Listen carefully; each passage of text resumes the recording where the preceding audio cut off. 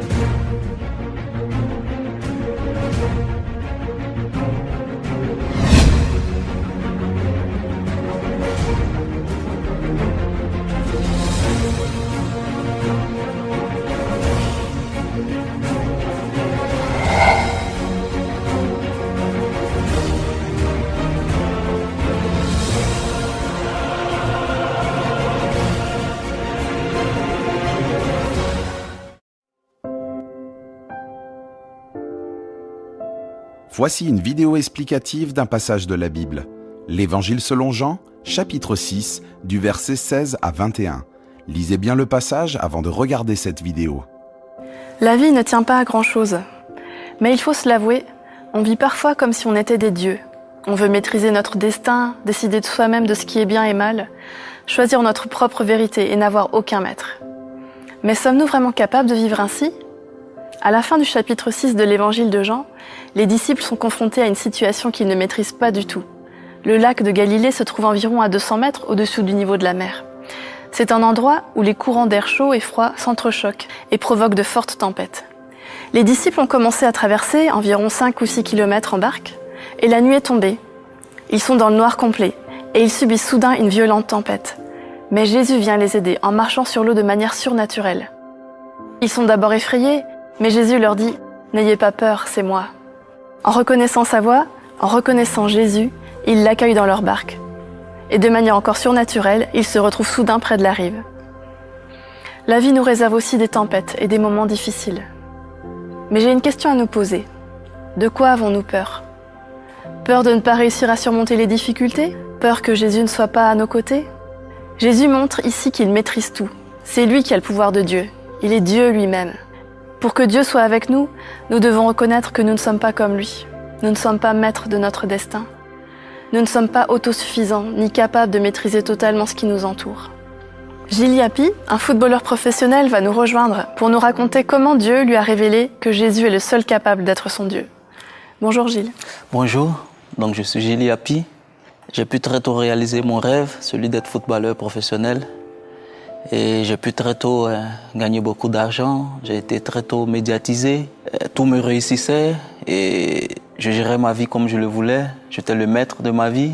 Je m'autorisais tout ce qui me passait par la tête et pour moi la vie c'était avoir de belles voitures, de beaux vêtements, les belles filles, de belles maisons. Et donc tout allait bien pour moi jusqu'à ce qu'une période arrive où je vais commencer à avoir de petites blessures qui m'ont éloigné des terrains. Éloigné des terrains, ça veut dire moins jouer. Moins jouer veut dire moins de notoriété, moins d'argent. Et donc tout ça a commencé à me déstabiliser. Et je ne savais plus où mettre la tête. J'ai essayé par moi-même de recoller les morceaux, de retrouver cette gloire-là que j'étais en train de perdre. Ouais, je me suis débattu comme je pouvais. J'ai même touché aux membres occultes. Mais je me suis senti esclave de la vie, esclave de toute forme de pratique. J'ai connu la masturbation, la pornographie, les dettes même à un moment donné de ma vie.